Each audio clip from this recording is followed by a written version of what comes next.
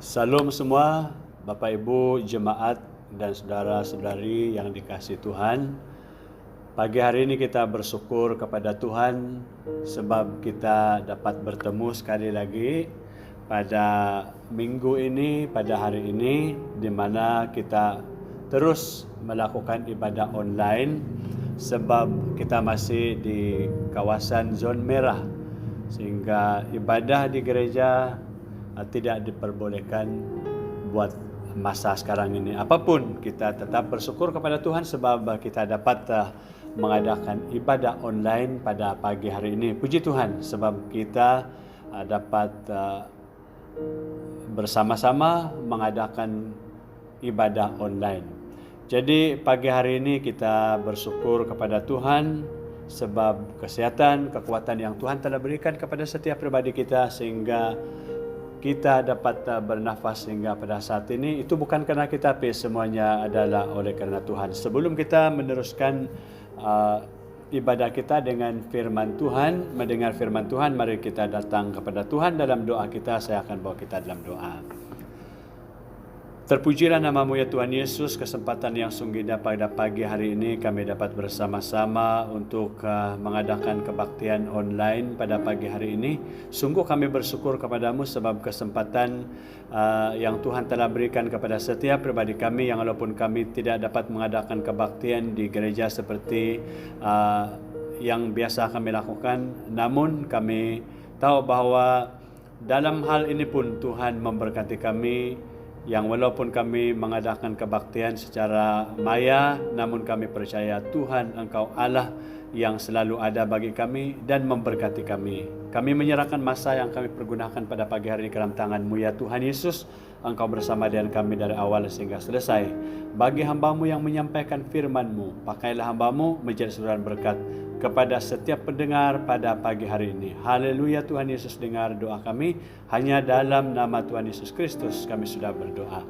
Amin. Selamat pagi dan salam sejahtera saya ucapkan kepada semua jemaat Tuhan dan saudara-saudari yang mengikuti ibadah online ini dimanapun kita berada. Semoga semuanya sehat-sehat dan terus bersemangat melalui hari-hari yang kita lalui sekarang ini. Jadi hari ini merupakan Hari Ibu dan tentunya banyak ucapan yang kita baca di media sosial berkenaan dengan Hari Ibu. 9 Mei adalah Hari Ibu. Jadi di sini saya mengambil kesempatan mengucapkan selamat Hari Ibu kepada semua yang bergelar ibu. Tuhan memberkati Anda semua. Walaupun kita tidak dapat menyambut Hari Ibu di gereja seperti yang kita biasa lakukan sebelum ini, namun saya percaya ini tidak mengurangkan semangat kita untuk terus merayakan Hari Ibu dan tetap menghargai ibu yang kita kasihi, yang walaupun rindu rasanya untuk kita sama-sama menyambut perayaan Hari Ibu di gereja. Apakan daya, oleh karena keadaan sekarang ini tidak mengizinkan kita berbuat demikian. Namun apapun, kita percaya walaupun kita tidak dapat berkumpul seperti biasa, saya percaya kita tetap merayakan Hari Ibu dengan hati yang penuh sukacita. Oke? Dan biarlah kita tetap menghargai ibu yang kita kasihi. Sekali lagi, selamat Hari Ibu kepada ibu-ibu, khususnya ibu-ibu BM Bandar Bau. Teruslah menjadi ibu yang kuat di dalam Tuhan dan tetap menjadi ibu yang menjadi berkat kepada keluarga kita masing-masing. Jadi jemaat yang Tuhan Yesus kasihi, sempena dengan Hari Ibu pada hari ini, saya ingin kita melihat dan belajar bersama tentang keluarga, yaitu tentang ibu dan juga anak-anak, lebih kepada keluarga. Fakta menunjukkan kepada kita bahwa banyak sekali masalah sosial dan kejahatan dimulai dari keadaan keluarga yang tidak baik. Dimulai dari buruknya kualiti hubungan orang tua dan anak-anak. Sebagai contoh, melihat bagaimana terjadinya kisah ini, peristiwa yang sudah lama berlalu, mungkin ada yang ingat, mungkin ada yang sudah lupa, di mana terjadinya kisah pengeboman dan penembakan secara membabi buta di sekolah Columbina High School, Colorado, Amerika Serikat pada 20 April 1999. Nah, ternyata kejadian yang dilakukan oleh dua anak remaja yang berumur, perhatikan, yang berumur 17 tahun dan 18 tahun ini seharusnya boleh dicegah, seharusnya dapat dicegah. Sebab anak-anak remaja ini menyimpan bom, senjata api, dan peluru-peluru tersebut di dalam rumah, di kamar ataupun di bilik mereka. Jadi jika kita fikirkan bagaimana sampai seorang anak dapat membuat bom dan menyimpan senjata dan peluru dalam jumlah yang banyak, kan? Ini mengherankan, di dalam rumah tanpa diketahui oleh kedua orang tuanya. Karena buruknya kualiti hubungan antara orang tua dan anak, hal ini berarti dalam waktu yang cukup lama, tidak tahu berapa lama, berapa waktulah, orang tuanya sudah tidak lagi masuk ke kamar, masuk ke bilik anaknya untuk melihat bagaimana keadaan bilik anaknya. Ini yang berlaku, ini yang mengherankan kita. Dan tak mungkin orang tua tidak tahu apa yang dibuat oleh anaknya. Tak mungkin ibu ataupun orang tua tidak menjenguk melihat di dalam bilik anaknya, mungkin mengemas dan sebagainya. Nah, jadi keluarga Kristen itu seharusnya berbeza. Karena kita memiliki kasih Allah di dalam diri kita. Sekali lagi, keluarga Kristen harus berbeza. Ingat, keluarga Kristen harus berbeza. Oleh kerana hari ini adalah hari Ibu, firman Tuhan hari ini akan bercakap tentang keluarga. Kita akan belajar bersama dan dari firman Tuhan, yaitu bagaimanakah seorang ibu Kristen ataupun orang tua Kristen mengasihi anaknya. Dan kedua, bagaimanakah anak-anak Kristen seharusnya mengasihi dan selalu memperhatikan orang tuanya, khususnya ibu. Mari kita membaca 1 Raja-Raja 3, 1 Raja-Raja 3, 16 sampai 27. 1 Raja-Raja 3, 16 sampai 27. Saya baca walaupun ayat ini panjang. Pada waktu itu masuklah dua orang perempuan sundal menghadap raja, lalu mereka berdiri di depannya. Kata perempuan yang satu, "Ya tuanku, aku dan perempuan ini diam dalam satu rumah dan aku melahirkan anak pada waktu dia ada di rumah itu. Kemudian pada hari ketiga sesudah aku, perempuan ini pun melahirkan anak. Kami sendirian, tidak ada orang luar bersama-sama kami dalam rumah. Hanya kami berdua saja dalam rumah. Pada waktu malam anak perempuan ini mati kerana ia menidurinya. Pada waktu tengah malam ia bangun lalu mengambil anakku dari sampingku, sementara hambamu ini tidur, dibaringkannya anakku itu di pangkuannya, sedang anaknya yang mati itu dibaringkannya di pangkuanku. Ketika aku bangun pada waktu pagi untuk menyusui anakku, tampaklah anak itu sudah mati. Tetapi ketika aku mengamat-amati dia pada waktu pagi itu, tampaklah bukan dia anak yang kulahirkan. Kata perempuan yang lain itu, bukan, anakku lah yang hidup dan anakmu lah yang mati. Tetapi perempuan yang pertama berkata pula, bukan, anakmu lah yang mati dan anakku lah yang hidup. Begitulah mereka bertekar di depan raja. Lalu berkatalah raja, yang seorang berkata, anakku lah yang hidup dan anakmu lah yang mati. Yang lain berkata, bukan, anakmu lah yang mati dan anakku lah yang hidup. Sesudah itu raja berkata, ambilkan aku pedang. Lalu dibawalah pedang ke depan raja. Kata raja, penggallah anak yang hidup itu menjadi dua dan berikanlah setengah kepada yang satu dan yang setengah lagi kepada yang lain. Maka kata perempuan yang mempunyai anak yang hidup itu kepada raja, sebab timbullah belas kasihannya terhadap anaknya itu, katanya, ya tuanku, berikanlah kepadanya bayi yang hidup itu, jangan sekali-kali membunuh dia. Tetapi yang lain itu berkata, supaya jangan untukku ataupun untukmu penggalah. Tetapi ayat 27, tapi raja menjawab, katanya, berikanlah kepadanya bayi yang hidup itu, jangan sekali-kali membunuh dia, dia itulah ibunya. Ayat ini saya percaya kita sudah tahu. Nah, jadi dalam Efesus 6 ayat 1 dan 3 juga kita boleh lihat firman Tuhan hari ini akan melihat dari dua sisi secara adil. Dari sisi ibu ataupun sisi orang tua, dan dari sudut ataupun sisi si anak. Rasanya kita semua akan pernah menjadi anak dan akan menjadi orang tua. Seorang ibu yang mengasihi Tuhan semestinya akan terlihat dari cara mereka mengasihi anak-anak mereka. Oleh kerana itu, hai para ibu, jangan mengaku mengasihi Tuhan apabila engkau tidak mengasihi anak-anakmu. Firman Tuhan dalam 1 Raja-Raja 3:16 sampai 28 memperlihatkan kepada kita bagaimanakah teladan dari seorang ibu yang mengasihi anaknya dengan sungguh-sungguh. Kita perhatikan pertama, kita lihat dari bagian 1 Raja-Raja ini, seorang ibu yang mengasihi Tuhan akan mengasihi anaknya. Pertama dengan mengenal pasti anak-anaknya. Mengenal pasti anaknya, ayat 21.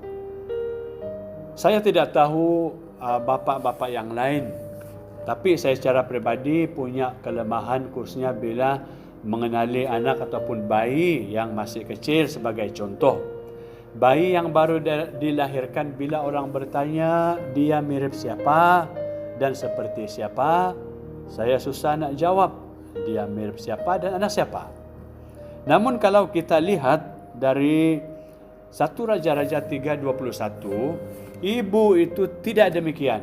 Ibu yang punya anak yang hidup itu tidak demikian. Dia mengenal, justru dia mengenal, dia tahu dengan pasti yang mana anaknya. Dia tahu dengan pasti ini bukan anaknya, yang mati itu bukan anaknya, yang hidup baru anaknya. Dia mengenal anaknya dengan pasti. Rasanya semua ibu yang baik begitu. Saya percaya setiap ibu itu memang ibu yang baik. Bukan cuma mengenal rupa, ciri-ciri anaknya secara pasti, para ibu yang baik juga mengenal sifat dari sifat anak-anaknya dengan pasti. Ibu yang baik mengenal dengan pasti apakah anaknya lebih suka contoh kicap kah waktu makan kicap ataupun sos kan waktu makan. Apakah anaknya lebih suka kentang ataupun lebih suka coklat. Anaknya lebih memilih warna biru atau merah, baju dengan warna terang ataupun gelap. Ibu tahu, baju berbunga-bunga ataupun kosong saja. Minuman kegemarannya pun sang ibu tahu. Semua ibu yang baik memiliki kemampuan ini. Mereka mungkin kesulitan dalam pelajaran menghafal ketika masih di sekolah. Ibu-ibu kita kan, mereka mungkin mendapatkan nilai merah ketika mereka bersekolah dulu, tetapi para ibu yang baik selalu dapat menghafal sifat. Dia mengenal pasti sifat dan ciri-ciri anaknya. Apa yang anaknya tidak suka, apa yang anaknya suka. Ibu yang baik pasti tahu. Dia anaknya dalam mood seperti apa. Ibu yang baik pasti tahu. Ibu yang baik juga selalu mengenal perasaan anaknya. Dia tahu apakah anaknya sedang bersemangat, sedang bersedih, sedang khawatir, ketakutan ataupun kelaparan. Nah, jadi jikalau seorang anak bayi menangis, sementara sang ayah datang ke bayi tersebut dan sedang berfikir, apa yang salah? Kenapa dia menangis? Bapak-bapak biasa seperti itu kan. Tepuk-tepuk belakang, masih lagi menangis. Sang bapak pun tidak tahu. Jadi sang ibu biasanya sudah tahu apa sebab anaknya menangis. Karena lapar atau karena buang air besar.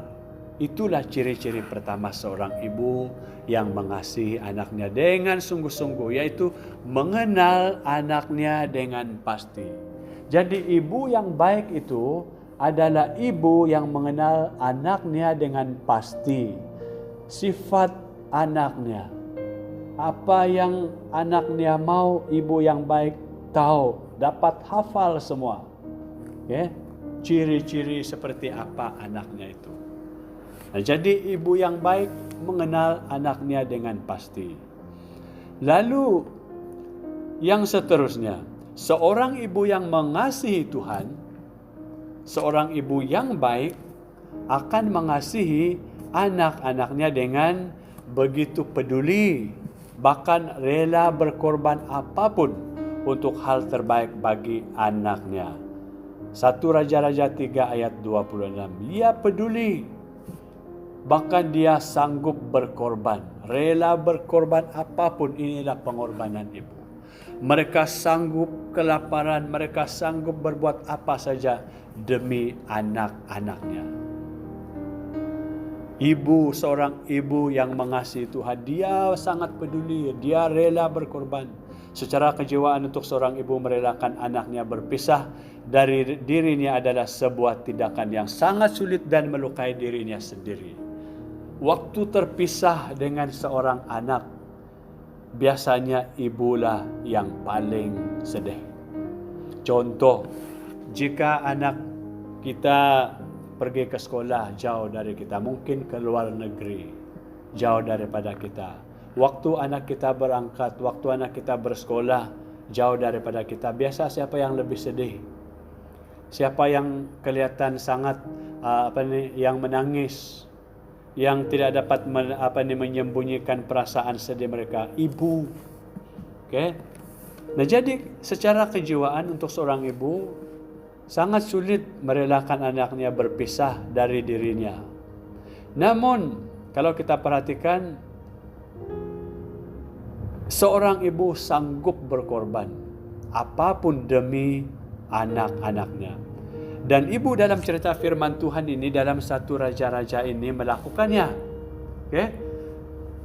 Saya tidak dapat membayangkan betapa pedihnya ibu ini ketika ia berkata, berikanlah kepadanya bayi itu. Perhatikanlah, sedangkan dia tahu bahwa yang hidup itu adalah anaknya. Tetapi kenapa dia katakan bagi saja anak ini kepada ibu yang ini? Sebab dalam cerita ini mengisahkan tentang dua orang ibu sama-sama melahirkan bayi. Lalu bayi yang pertama, yang satu itu meninggal. Nah, dipendekkan daripada cerita ini, ibu yang punya anak yang hidup ini dia tidak sanggup apabila raja mengatakan belah dua, bagi dua anak ini supaya adil. Tetapi waktu ibu mendengar keputusan raja, dia tidak sanggup melihat anaknya dibunuh. Perhatikan, inilah pengorbanan seorang ibu. Seorang ibu yang mengasihi Tuhan. Seorang ibu yang takut akan Tuhan. Seorang ibu yang mengasihi anak-anaknya. Dia sangat peduli. Dia rela berkorban apapun untuk hal yang terbaik demi anak-anaknya. Sebab ibu ini berfikir daripada anak itu mati dibelah dua, lebih baik ia hidup walaupun di tangan perempuan lain. Ini pengorbanan. Saya rasa semua ibu yang baik rela berkorban apapun untuk hal yang terbaik bagi anak-anaknya. Hal paling sederhana adalah jika di meja ada 5 contoh, ada 5 ketul kepak ayam. Ketul kepak, 5 ketul kepak ayam dan 3 orang anak. 5 ketul kepak ayam, 3 orang anak. Berapa ketul kepak ayam yang dimakan ataupun yang didapat oleh ibunya? Kira-kira berapa ketul kepak ayam yang ingin ibunya makan? Biasanya tidak satu pun yang ibunya makan, kan? Dia tidak akan makan. Apakah ibunya tidak apa ini tidak mau makan kepak ayam? Jawabannya mau. Tetapi sang ibu rela menahan diri agar anaknya dapat makan kepak ayam dengan puas. Walaupun dia mau, tetapi demi anak-anaknya, dia menahan diri. Dia tidak akan makan kepak ayam itu. Ini pengorbanan. Ada juga cerita tentang ayah dan ibu yang harus rela makan sehari, hanya sehari sekali sekali sehari supaya dapat membayar belanja sekolah anak-anaknya. Dan masih banyak lagi cerita-cerita yang mengisahkan tentang pengorbanan seorang ibu. Entah ada berapa banyak cerita dalam dunia ini tentang seorang ibu yang mengasihi anaknya sampai rela berkorban apapun. Rasanya sudah tidak terhitung. Tetapi saya akan menceritakan sebuah kisah nyata berikut ini. Ini saya dapat daripada satu artikel. Okay? Dalam sebuah gempa bumi, terperangkaplah seorang ibu dengan seorang anaknya di dalam runtuhan bangunan.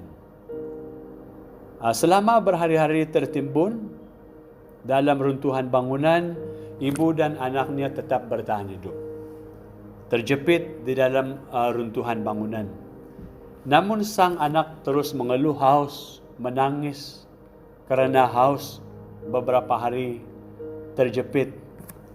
Namun tidak ada air minum, dan sang ibu hanya dapat menjangkau anaknya dengan sebelah tangannya karena terjepit. Sang ibu tahu bahwa jika anaknya dengan sebelah tangannya, sang ibu tahu bahwa jika anaknya terus-menerus kehausan, anaknya akan meninggal. Maka ketika anaknya berkata sudah tidak tahan lagi kehausan, sang ibu menggores jarinya sampai terluka, mengeluarkan darah, dan membiarkan anaknya meminum darah dari jarinya tersebut untuk menghilangkan rasa hausnya. 2-3 hari kemudian, tim penolong penyelamat berhasil menyelamatkan mereka dari bawah runtuhan bangunan. Anaknya selamat, tetapi sang ibu tidak dapat diselamatkan lagi. Ia berkorban untuk keselamatan anaknya. Ini pengorbanan dari seorang ibu. Seorang ibu yang mengasihi anaknya dengan sungguh-sungguh akan melakukan apapun juga, berkorban apapun untuk mendapatkan hal yang terbaik yang ia dapat bagi untuk anaknya. Ia begitu peduli dengan anaknya. Inilah ibu yang baik, yang mengasihi, bukan hanya mengasihi Tuhan, tapi mengasihi anaknya, sangat peduli akan anaknya. Oleh itu para ibu yang bergelar ibu Kristen dan juga para ayah Kristen, ketidakpedulian bukan pilihan bagi kita. Keegoisan bukan pilihan bagi kita. Ada banyak orang tua di luar sana yang tidak mau peduli dengan anaknya, yang hanya peduli dengan keperluan dan keinginannya sendiri. Sang ayah mau membeli kereta baru, sang ibu mau membeli baju baru, anaknya perlu apapun tidak difikirkan, tidak dipedulikan. Tetapi dalam keluarga Kristen, sebagai seorang ayah atau ibu, ketidakpedulian dan keegoisan bukan pilihan bagi kita. Sebenarnya sifat-sifat ini adalah meneladani kasih Allah sendiri kepada kita. Sama seperti Tuhan sebagai Bapa dan kita sebagai anak-anaknya. Tuhan selalu peduli dengan kita. Ia mengenal kita, bahkan lebih daripada kita mengenal diri kita sendiri. Dan Ia rela memberikan hal yang terbaik, yaitu anaknya sendiri untuk keselamatan kita. Jadi, jikalau kita sebagai anak Tuhan mengaku kita mengasihi Tuhan dengan sungguh-sungguh, marilah kita menunjukkan secara nyata dalam perbuatan dengan cara meneladani Dia dalam cara kita mengasihi anak-anak kita. Tidak ada kata tidak peduli, tidak ada rasa egois. Mari para orang tua kita sama-sama katakan hal yang seperti ini. Jangan kita katakan tidak pedulilah apa yang terjadi dengan anak saya. Jangan sekali-kali mengatakan seperti ini. Yang seterusnya, seorang anak yang mengasihi Tuhan akan mengasihi ibunya ataupun orang tuanya dengan sungguh-sungguh. Tadi orang tua, tadi ibu, sekarang anak. Okay? Seorang anak yang mengasihi Tuhan akan mengasihi ibunya dengan sungguh-sungguh. Kepada anak-anak khususnya yang belum menjadi seorang ibu atau ayah, saya ingin bertanya, siapa yang merasa memiliki ibu seperti di atas? Yang mengenal pasti dirimu sungguh-sungguh dan yang selalu rela berkorban untuk dirimu, bersyukurlah untuk ibu. Sekarang apa yang dapat engkau lakukan untuk membalas rasa sayang dari ibumu, dari kedua orang tuamu? Apakah mereka kira-kira menginginkan? Apakah yang kira-kira mereka inginkan? Apa yang mereka telah lakukan kepada kita dibalas? Apakah mereka mau kita membalasnya dengan uang tunai, dengan rumah, dengan kereta, dengan berlian, dengan emas? Tanyakan kepada para ibu kamu jika itu betul. Rasanya jawabnya adalah tidak. Mereka tidak mengharapkan kamu membalas jasa mereka, membeli itu, membeli ini. Tidak, mereka mengharapkan itu. Orang tua hanya ingin memberikan yang terbaik kepada kita tanpa menuntut balas. Sebagai seorang anak, apa perasaan kita terhadap pengorbanan seorang ibu yang begitu besar? Pengorbanan orang tua kita. Ada ilustrasi, dan ilustrasi ini pernah juga diceritakan, disampaikan kepada kita. Namun, ianya sangat mendorong. Suatu kali, seorang anak yang mendapatkan ibunya yang sedang sibuk menyediakan makan malam di dapur. Kemudian, anak ini mengulurkan sekeping kertas yang bertulis sesuatu. Lalu si ibu segera membersihkan tangan dan lalu menerima kertas yang dihulurkan oleh si anak. Kemudian ibu ini membacanya. Dan surat itu bertulis seperti ini. Tajuk dia adalah ongkos upah ibu. Satu, dia tulis seperti ini. Anak itu menulis membantu pergi ke warung 20.000. Ini Rp ya, sebab ini artikel ilustrasi dari cerita Indonesia. Membantu pergi ke warung 20.000. Menjaga adik 20.000. Membuang sampah 5.000. Membereskan tempat tidur ataupun mengatur tempat tidur 10.000. Menyiram bunga 15.000. Menyapu halaman 15.000. Jumlah semuanya 85.000. Ini upah si ibu yang ditulis oleh anaknya di kertas. Selesai membaca, si ibu tersenyum, memandang si anak yang raut, mukanya bersinar-sinar. Mungkin dia happy, wah, sebab saya tidak suruh ibu saya dengan percuma, tapi ada gaji dan seperti ini, ada siap dengan senarai berapa lagi kan, berapa jumlah. Sebab itu wajahnya bersinar-sinar. Lalu si ibu mengambil pen dan menulis sesuatu di belakang kertas yang sama. Ibu ini menulis seperti ini. Upah mengandungmu selama 9 bulan, percuma. Upah berjaga malam karena menjagamu pada waktu sakit, percuma. Upah air mata yang menetes, menangis karenamu, percuma. Upah khawatir karena selalu memikirkan keadaanmu, percuma. Upah menyediakan makan minum, pakaian dan keperluanmu, percuma.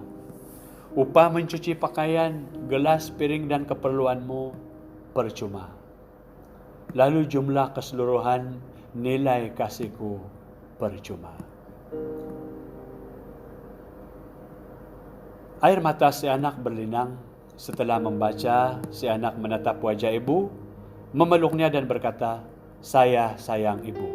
Kemudian si anak mengambil pen dan menulis sesuatu di depan surat yang ditulisnya, "Telah dibayar." Saudara jemaat yang dikasihi Tuhan, hal ini seringkali terjadi kalau kita mau mengakuinya dengan jujur. Sementara ibu kita mengasihi kita tanpa syarat dan tuntutan, kita sebagai sang anak malah seringkali terlalu menuntut dengan ibu kita, dengan orang tua kita. Kasih kita seringkali menjadi bersyarat. Dengan Tuhan masalahnya juga sama, seringkali sama. Tuhan mengasihi kita tanpa syarat, tetapi seringkali kita mengasihi Tuhan itu bersyarat. Sepertinya, contoh, saya mau rajin ke gereja kalau Tuhan beri kesembuhan kepada saya. Saya akan rajin ke gereja kalau saya dapat pekerjaan.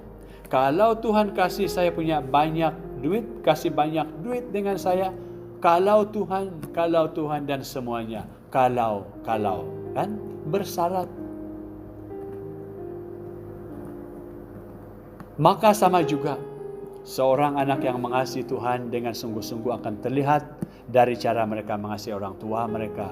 Oleh karena itu, hai para anak, jangan mengaku mengasihi Tuhan jika engkau tidak mengasihi orang tuamu, ayah dan ibumu dengan nyata. Firman Tuhan dalam Efesus 6 ayat 1 dan 3 mengajarkan kepada kita 2 alasan yang tidak terelakkan. Mengapa kita sebagai anak harus menunjukkan kasih kita kepada orang tua dengan sikap, ketaatan dan hormat? Pertama, karena haruslah demikian. Mengingat kasih sayang, pengorbanan dan jasa-jasa mereka, ini yang harus kita perhatikan karena haruslah demikian. Membahas tentang kasih sayang dan pengorbanan orang tua tidak akan ada habisnya. Lagi pula rasanya kita semua mengalaminya.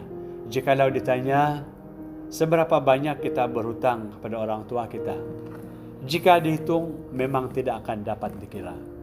Sebagai contoh, untuk makan, belum lagi biaya dokter, obat, dan kalau kita sakit, uang ke sekolah, belanja sekolah kita, pakaian kita, dan masih banyak lagi. Luar biasa. Jika dihitung secara nilai total kita berhutang kepada ibu kita? Dalam arti sederhana, berhutang nyawa. Sejujur-jujurnya, dari begitu banyak alasan, kita seringkali tidak mentaati orang tua kita. Alasan ataupun motif utamanya sebenarnya adalah karena keegoisan kita. Kita maunya ini. Kita katakan ibu tidak faham, ibu tidak mengerti. Ya, yang penting saya maunya ini. Orang tua perintahkan kita sesuatu, kita malas. Kita menolak perintahnya. Kesabaran orang tua kita memang luar biasa kalau kita fikir-fikir. Firman Tuhan berkata, haruslah demikian. Anak-anak haruslah demikian. Kenapa kita taat kepada orang tua kita? Karena harus demikian. Mentaati orang tua adalah bukti kasih sayang kita kepada orang tua yang wajar. Karena mereka telah mengasihi kita dengan luar biasa. Ada ilustrasi seorang anak. Setelah kuliah sekolah di luar kota, menjadi tahu bahwa mencuci baju sendiri itu luar biasa melelahkan. Terpisah baru tahu rupanya cuci baju ini letih. Setelah selesai kuliah dan pulang ke rumah, sang anak melihat ibunya setiap malam sehabis bekerja di kedai sepanjang hari selalu cuci baju dengan tangan, sang anak tahu dan sadar ibunya pasti keletihan ataupun kelelahan. Maka anak-anaknya membicarakan hal ini dan setuju membelikan dia sebuah mesin cuci untuk meringankan beban ibunya karena kesadaran dan kasih sayang kepada ibunya. Alangkah baiknya apabila kita juga sadar akan segala kasih sayang orang tua kita selama ini yang membuat kita mentaati orang tua kita secara wajar karena memang haruslah demikian. Lalu yang terakhir, karena ini merupakan perintah Tuhan yang penting. Kenapa kita sebagai seorang anak taat kepada orang tua? Karena merupakan perintah yang penting. Perintah menghormati orang tua sangat penting, terlihat dari sampai dimasukkannya perintah ini sebagai salah satu dari 10 hukum, kan? 10 perintah Allah. 10 perintah Allah boleh dikatakan adalah rangkuman dari Alkitab. Setiap anak-anak orang Ibrani semenjak kecil telah diajar untuk menghafal ke-10 perintah hukum ini, hukum 10. Artinya, dari sejak kecil, anak-anak orang Ibrani telah diajar bahwa mentaati dan menghormati orang tua adalah perintah Tuhan. Tetapi alasan utamanya mengapa perintah ini penting adalah karena Tuhan selalu menginginkan agar kita mendapatkan segala berkat terbaik. Firman Tuhan menjanjikan bahwa anak-anak yang mentaati dan menghormati orang tua akan berbahagia dan panjang umur. Secara praktiknya, jika kita suka melakukan dosa dan kejahatan, jelas membuat kita bermain-main dengan nyawa kita. Saya rasa jelas bahwa hampir tidak ada orang tua yang memerintahkan anak-anaknya untuk menyukai dosa atau untuk suka melakukan kejahatan. Setiap orang tua akan memerintahkan anak-anaknya untuk melakukan hal yang baik dan benar dan untuk menjauhi dosa dan kejahatan. Dan hal ini membuat hidup mereka akan menjadi berbahagia dan lebih panjang umur. Apabila kita melihat bukti ini dalam kehidupan nyata, berapa banyak anak-anak yang tidak taat dan tidak menghormati orang tua yang kita temukan hidupnya berbahagia dan panjang umur? Rasanya tidak ada. Jika ini merupakan sebuah perintah yang penting dan memberikan berkat yang luar biasa bagi kita karena menghormati dan menaati orang tua, mengapa kita tidak mau melakukannya? Hai anak-anak, taatilah orang tua kita. Mentaati mereka itu hal yang sangat penting.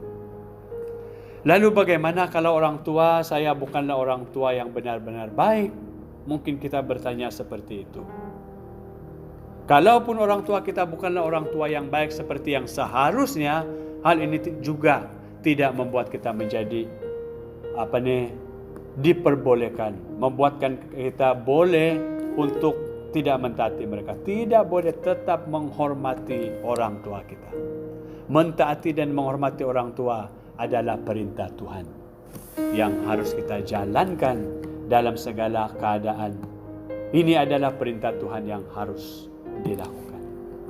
Kecuali saat orang tua kita memerintahkan kita untuk berbuat dosa. Ingat, kecuali saat orang tua kita menyuruh kita untuk berbuat dosa dan meninggalkan Tuhan, itu jangan kita ikut. Hal yang seperti itu. Di dalam keluarga Kristen yang ada adalah ketaatan kepada orang tua. Tidak ada ketidaktaatan. Jangan kita tidak taat, harus taat. Penutup daripada firman Tuhan pagi hari ini.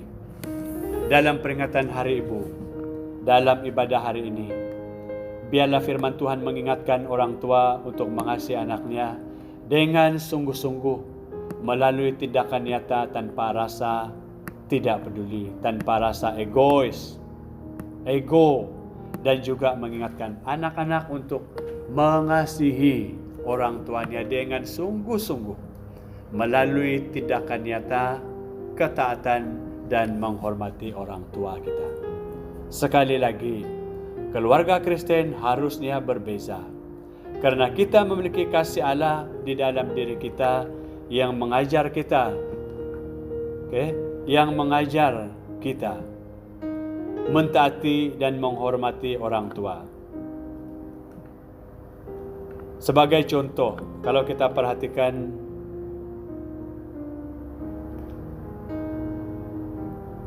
di sini, kita perhatikan bersama, mentaati dan menghormati orang tua adalah perintah Tuhan yang harus kita jalankan dalam segala keadaan. Jadi sekali lagi, mari kita sebagai keluarga Kristen berbeza.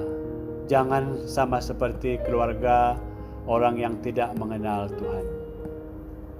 Karena kita memiliki kasih Allah di dalam diri kita yang mengajar kita untuk mengasihi secara nyata di dalam kehidupan keluarga Kristen. Ini yang harus kita perhatikan. Jadi, para ibu, anak-anak, dan semua kita sebagai keluarga Kristen, mari kita merenungkan firman Tuhan pagi hari ini.